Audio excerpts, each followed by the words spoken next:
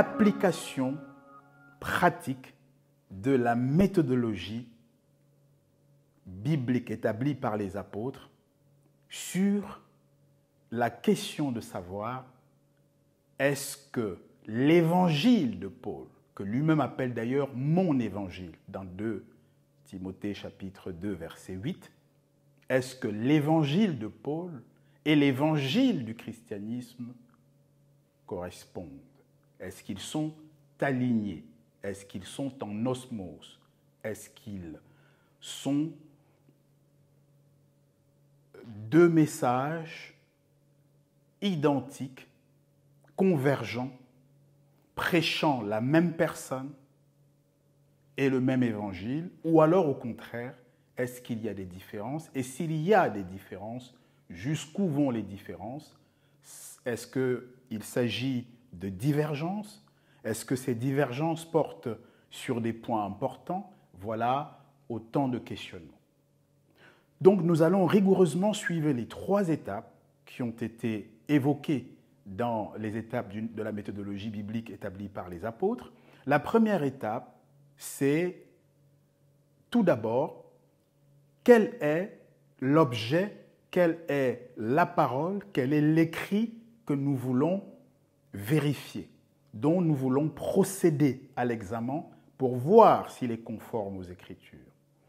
Ici, il s'agit de l'évangile chrétien. Donc, en quoi consistait l'évangile chrétien? Deuxième point, l'examen de conformité est-il conforme à l'évangile de Paul, qui d'ailleurs est aussi celui des apôtres? Je le dis sur le fondement de Galates chapitre 2, les versets 8 et 9, où nous voyons que la totalité des apôtres ont donné la main d'association à l'apôtre Paul et qu'ils étaient donc parfaitement en osmose, en harmonie, totalement alignés. Et d'ailleurs, Pierre, que Paul a pu reprendre de façon véhémente, n'a pas manqué l'élégance dans 2 Pierre 3,15 de rendre un hommage à Paul. En réalité, est-ce que l'évangile chrétien, tel que nous allons le résumer de la manière la plus fidèle et rigoureuse possible, correspond, converge, est aligné avec l'évangile de Paul? Nous avons pris Paul, nous aurions pu prendre Jean, nous aurions pu prendre la totalité des apôtres. Nous avons choisi Paul pour simplifier le périmètre de l'exposé, sachant que, bien entendu, dans Christique Academy, pour ceux qui nous rejoignent, nous allons beaucoup plus loin dans le détail pour éplucher des aspects que nous ne pouvons pas aborder ici pour 1000 raisons. Raisons de temps, mais aussi raisons de choix, parce que ceux qui en ont un peu plus envie se donnent plus le temps, plus d'énergie, plus d'investissement pour y aller, et ceux-là, nous les retrouvons au-delà du public, du tout venant. Une fois que nous aurons terminé l'examen de conformité, il nous faudra conclure. Nous avons vu dans l'énoncé de la méthodologie établie par les apôtres qu'il y avait 2 scénarios de conclusion possibles. Ou bien il y a constat de convergence, et dans ce cas, nous sommes tenus de prononcer un constat d'alignement entre l'évangile de Paul d'une part et l'évangile chrétien d'autre part, et donc de tirer la conséquence, qui est la conclusion qui s'imposera, à savoir, en dépit des différences nombreuses de ces multiples courants, le christianisme prêche le même Jésus-Christ que Paul, invoque le même Christ que l'Église primitive et en réalité adore le même Dieu que le Messie de la Bible. Dans le deuxième scénario de la conclusion, il s'agit de constater, si tel est le cas, s'il y a divergence, s'il y a antagonisme entre d'une part l'évangile de Paul et d'autre part l'évangile chrétien. Auquel cas, nous procédons, nous y sommes tenus par rigueur, par cohérence méthodologique, selon la méthodologie établie par les apôtres, et appliquée par les Béréens, nous serons dans ce cas obligés de constater, de prononcer un constat d'incompatibilité et de dire si cette incompatibilité est une divergence partielle ou totale sur les points que nous serons alors en train de tester, de crash-tester. Et la conclusion dans ce cas serait exorbitante, puisque cela signifierait que l'évangile chrétien et le christianisme se seraient mis hors du champ messianique, hors du champ christique, hors du champ du bibliquement établi, et à ce moment-là, nous aviserons. Mais commençons ce laboratoire, ces travaux pratiques, par le commencement, et mettons-y de la rigueur et de la cohérence. Première étape, l'évangile chrétien. Il nous faut l'identifier, il nous faut le périmétrer. En quoi consiste-t-il? En réalité, il serait non seulement fastidieux, mais sans aucune pertinence, d'essayer de faire l'inventaire de la totalité des dénominations du christianisme, ainsi que leurs professions de foi respectives. Des milliers de pages n'y suffiraient pas, et des heures n'y suffiraient pas non plus. Dans ce cas-là, une bonne méthodologie, une bonne approche méthodologique dans la recherche consiste à identifier le corpus doctrinal commun à l'ensemble des dénominations chrétiennes. Pour le dire autrement, quels sont les points cardinaux des croyances transversales à toutes les professions de foi de l'ensemble des églises parties du christianisme. Vu de cette façon-là, le travail n'en reste pas moins important, galactique. Mais il est simplifié et, pour ne rien vous cacher, nous l'avons sérieusement mené et nous avons abouti à 5 points cardinaux qui traversent, qui est transversal à la totalité des courants du christianisme. Quels sont donc ces 5 points cardinaux des croyances transversales à l'ensemble des courants, des dénominations d'églises chrétiennes? Premier point, la filiation du Messie.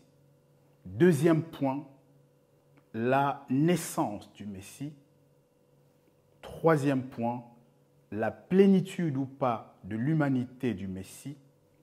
Quatrième point, le mode d'accession à la royauté en Juda si celle-ci est avérée.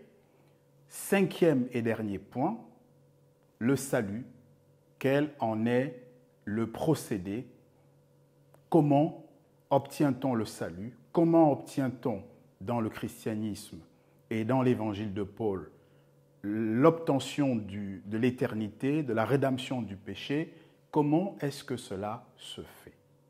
Donc voilà les 5 points que nous avons identifiés et il est temps tout de suite de dire quels sont les contenus à mettre dans chacun de ces points tels que vous pourrez vous-même, bien entendu, le vérifier. Premier point cardinal, la filiation du Messie. La doctrine chrétienne, maintenant chacun comprend à quel point il est légitime de parler de doctrine chrétienne sans être simpliste, parce que nous nous référons donc au dénominateur commun des croyances transversales à l'ensemble des dénominations chrétiennes. Donc, c'est factuel et vérifiable. L'ensemble des dénominations chrétiennes sur la filiation s'accordent pour revendiquer un Jésus-Christ qui n'a aucune filiation dans l'espèce humaine, étant bien précisé que du point de vue biblique, chacun pourra le vérifier à loisir, la filiation d'une personne à une des 12 tribus de Jacob, d'Israël donc, se détermine exclusivement en fonction de la tribu du géniteur mâle. La définition de la tribu d'une fille d'homme ou d'un fils d'homme dans la Bible, dans les Écritures, ne se définit jamais, je le répète, jamais en lien avec la tribu de la mère. Celle-ci est donc indifférente à la détermination de la tribu d'un enfant et l'équation simpliste suivante conviendrait parfaitement à résumer cette affaire. Tribu d'un enfant est égale à tribu du père, c'est-à-dire du géniteur mâle. Point. De ce point de vue donc, le Jésus-Christ du christianisme n'a pas de filiation, puisque tout simplement, il n'a pas de père dans l'humanité. Il n'a pas de père biologique parmi les hommes. Il n'est le fils d'aucun homme sur la terre. C'est un point sur lequel s'accorde la totalité des dénominations chrétiennes depuis toujours. Deuxième point cardinal de la doctrine chrétienne, de l'évangile chrétien, la naissance. La totalité des dénominations chrétiennes s'accordent pour revendiquer un Jésus-Christ qui est né non pas de deux parents humains, comme vous et moi, comme vos enfants, comme nos enfants, mais qui a pour père un esprit et qui a pour mère une femme, comme chacun de nous en a eu ni plus ni moins. Il a donc deux parents singuliers, en ce que les deux ne sont pas de l'espèce humaine, l'un des deux parents est un esprit.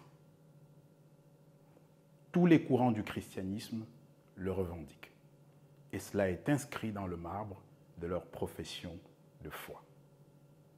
Troisième point de la doctrine chrétienne, l'humanité du Messie. La totalité des églises chrétiennes réclame, revendique et assume le fait d'adorer un Jésus-Christ, un Messie, leur Messie chrétien, hybride, partiellement femme et partiellement esprit. Il est donc mixte, ni totalement charnel, un être humain comme vous et nous à notre naissance, ni totalement esprit comme tous les esprits au moment où Dieu, le Père des esprits, les crée. Une nature hybride,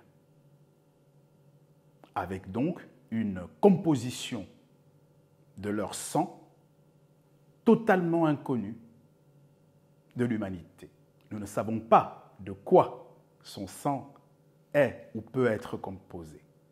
Et nous ignorons également de quelle chair il est.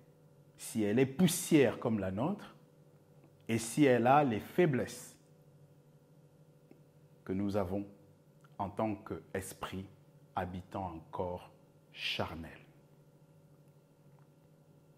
Quatrième point cardinal de la doctrine chrétienne, du corpus doctrinal de la totalité du christianisme, l'accès à la royauté. Toutes les dénominations du christianisme sont d'accord, l'affirment, le prêchent, leur Jésus-Christ est devenu